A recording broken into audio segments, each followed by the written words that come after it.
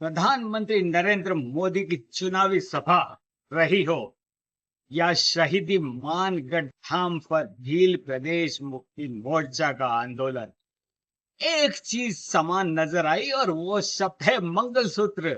यही मंगलसूत्र मोदी को भी भारी पड़ा था और यही मंगलसूत्र भारी पड़ता नजर आ रहा है सांसद राजकुमार रोत पर। सिंदूर, मंगलसूत्र जैसी श्रृंगार सामग्री को लेकर दिए गए, दिलवाए गए हुए बयानों पर खामोशी राजकुमार रोत पर कई सवालिया निशान लगा रही थी। अगर बोलना ही था तो उस सभा में अगर ये बोला जाता कि मातृ शक्ति को गुटकों की मालाओं से बचना चाहिए तो बात समझ में आती, लेकिन मंगलसूत्र प्रतीक है विवाहित होने का, विवाहिता होने का। और जहां तक बात आती सवाल, बदलाव समय के अनुसार हुआ।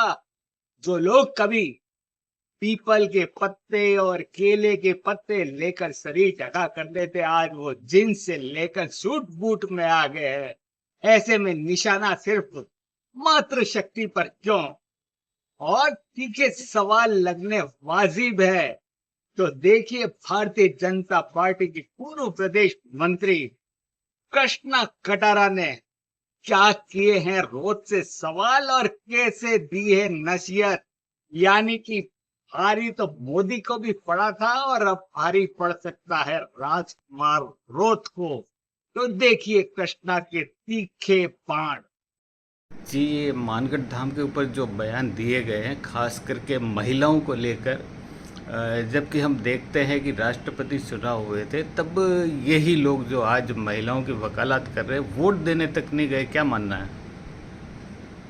मेरा ये मानना है कि आज राजकुमार जी ने जिस तरह से उन्होंने यहाँ के लोगों को बरगला के ने सर्वोच्च पद पे जाने के लिए लोगों को भ्रमित करके, आदिवासियों को भ्रमित करके वोट लेके दिल्ली की गद्दी पे जाके बैठे।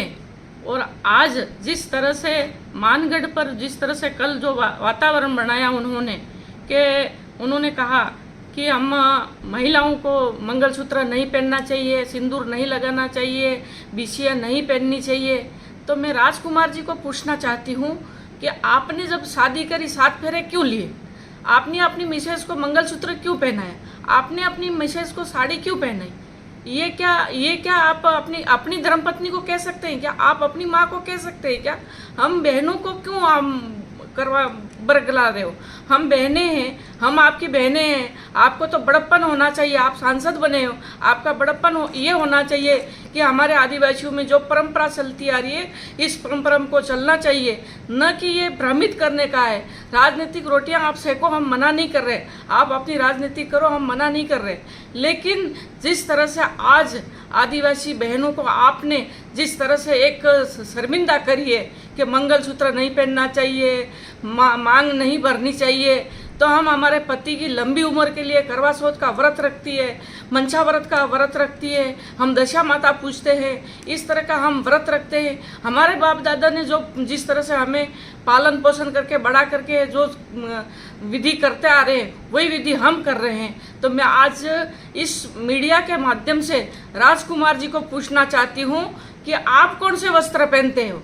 आप क्या आज पीपल के पत्ते लगा रहे हो क्या, या केले के पत्ते लगा रहे हो?